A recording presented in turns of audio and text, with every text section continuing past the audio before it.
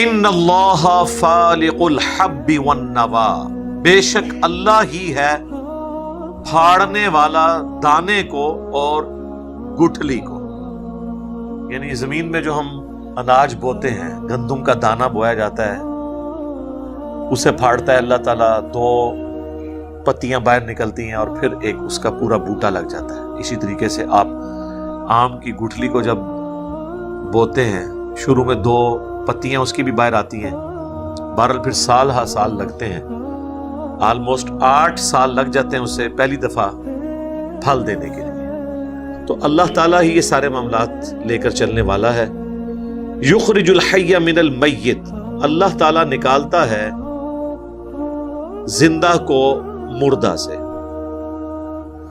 زمین مردہ ہوتی ہے، باقی جگہوں پہ قرآن میں آتا ہے کہ ہم مردہ زمین کی طرف بارش بھیجتے ہیں اور ایک دم ہری بھری ہو جاتی ہے. یعنی پوٹینشلی اس کے اندر زندگی ہوتی ہے، لیکن وہ بارش کی برکت سے اللہ تعالیٰ اسے مردے میں سے زندہ نکال دیتا ہے. وَمُخْرِجُ الْمَيِّتِ مِنَ الْحَيِّ، اور نکالتا ہے اللہ تعالیٰ مردہ کو زندہ سے. بظاہر تو انڈا مردہ ہی ہے نا. بعض لوگ سائنٹیفکلی اس کے اوپر اعتراض بھی کرتے ہیں کہ جی وہ انڈے کے اندر زندگی تو ہوتی ہے اور آپ یہ مثال کیوں دیتے ہیں. قرآن چونکہ لٹریچر کی زبان میں بات کرتا ہے، اگرچہ قرآن نے یہ مثال نہیں دی ہے، لیکن ہم سمجھانے کے لیے اپنی دنیا کی زندگی سے پریکٹیکل ایگزامپلس دیتے ہیں کہ انڈا بظاہر مردہ ہوتا ہے، اس میں سے چوزا نکل آتا ہے. مرغی زندہ ہے اور وہ بظاہر ایک مردہ چیز دیتی ہے، یعنی انڈا. لٹریچر کی زبان کے اندر، ہماری کامن آبزرویشن کے اندر تو اسی طریقے سے بات ہوگی. تو زندہ میں سے مردہ، مردہ میں سے زندہ. اور اگر آپ اس کو ایتھیکلی دیکھیں تو کافروں کے گھر مؤمنین پیدا ہو جاتے ہیں، مومنین کے گھر کافر پیدا ہو جاتے ہیں، وہ بھی تو زندہ اور مردہ ہے نا. بخاری و مسلم دونوں میں حدیث ہے کہ اللہ کا ذکر کرنے والا زندہ کی مثل ہے اور اللہ کا ذکر نہ کرنے والا مردہ کی مثل ہے. ذکر تو پھر بعد کی چیز ہے نا، اس سے بڑی چیز ہے ایمان کی دولت. جو ایمان لانے والے ہیں وہ زندہ ہیں، جو ایمان نہیں لانے والے ان کو اللہ نے قرآن میں مردہ کہا ہے. سورۃ الانعام میں یہ آیت گزر چکی ہے کہ حق بات وہی قبول کرتے ہیں جو بات کو سن لیتے ہیں، اور مردوں کو تو اللہ تعالیٰ قیامت کے دن ہی اٹھائے گا.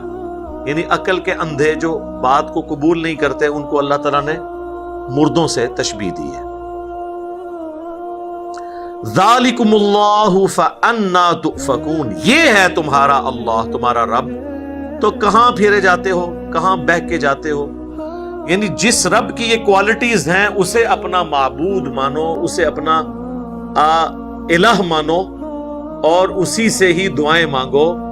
اللہ کو چھوڑ کر اور ہستیوں کی طرف کیوں متوجہ ہوتے ہو، حالانکہ ان کے پاس تو کوئی کوالٹی اس میں سے نہیں ہے کہ وہ گٹھلی میں سے درخت کو نکال لیں، دانے میں سے پودے کو نکال لیں. یہ تو کسی کو پتہ بھی نہیں ہے. لوگ کہتے ہیں نگاہ مار کے یہ کر دیتے ہیں وہ کر دیتے ہیں. میرے بھائی زمین کو اللہ نے ایک ہی بار آرڈر دیا ہوا ہے، کتنی تابع فرمان ہے. میں اکثر حیران ہوتا ہوں زمین کے اوپر، مٹی کے اوپر. آپ دیکھیں کہ سڑکوں کے کناروں کے اوپر بھی یہ منظر تو آپ کو اسلام آباد میں کثرت سے نظر آئے گا، کیونکہ وہاں کی آب و ہوا بڑی موزوں ہے اس سبزے کے اعتبار سے. تو بارش کی وجہ سے جب پانی سڑکوں پہ بہتا ہے نا تو وہ ساتھ مٹی کو بھی بہا لے جاتا ہے. پھر الٹیمیٹلی سڑکوں کے کارنرز کے اوپر انہوں نے چھوٹے چھوٹے سوراخ بنائے ہیں جس کے ذریعے وہ پانی گٹر کے اندر اور پھر ندی نالوں تک الٹیمیٹلی پہنچ جاتا ہے. تو وہ جو جن نالوں سے وہ جاتا ہے نا، وہ گٹر میں جب گر رہا ہوتا ہے نا، اس جگہ سارا پانی اکٹھا ہوتا ہے وہ، اور ساتھ مٹی بھی لے کے آیا ہوتا ہے، تو تھوڑی سی مٹی وہاں پہ باقی رہ جاتی ہے. اسی طریقے سے فٹ پاتھ اور سڑک کا جو جوائنٹ ہوتا ہے اس میں بھی آپ دیکھتے ہیں ہلکی سی مٹی رہ جاتی ہے. جناب اس میں سے بھی پودے نکل رہے ہوتے ہیں. دیکھیں آپ نے کتنی تابع فرمان ہے یہ مٹی. بس کسی طریقے سے بھی وہاں پہ بیج پہنچ گیا، چاہے وہ کسی چڑیا کے ذریعے پہنچا، کسی اور جانور کے ذریعے پہنچا. زمین چھوڑ دیں آپ، یہ پرانے جو قلعے ہیں، پرانی دیواریں جو مٹی کی چنائی کے ساتھ تھیں، آپ دیکھیں ان پہ بارش ہوتی ہے اس میں سے بھی کتنے بڑے بڑے درخت نکل آتے ہیں. یعنی اللہ تعالیٰ کا آرڈر ہے مٹی کو، دیکھنے میں یہ حقیر چیز ہے لیکن اگاتی ہے. دوسری طرف سونا سب سے قیمتی دھات ہے، اس میں آپ بیج ڈالیں تو کچھ بھی نہیں نکلے گا۔ یہ اللہ تعالیٰ نے مٹی کے اندر کوالٹی پیدا کر دی ہے۔ تو اللہ تعالیٰ فرما رہا ہے یہ ہے تمہارا رب اللہ، اسے اپنا معبود مانو جس کی یہ کوالٹیز ہیں۔ فالق الاصباح، صبح کو نکالتا ہے رات کی تاریکی سے پھاڑ کر، کیسے گریجولی روشنی پھیلتی ہے۔ وجعل اللیل سکنا، اور رات کو اس نے بنایا ہے آرام کرنے کے لیے۔ والشمس والقمر حسبانا، اور سورج اور چاند کو حساب کے لیے رکھ دیا ہے۔ سارا یہ حساب ہی سورج اور چاند کی وجہ سے چل رہا ہے، چاہے آپ کے لیونر ایئرز ہوں چاہے سولر ایئرز ہوں۔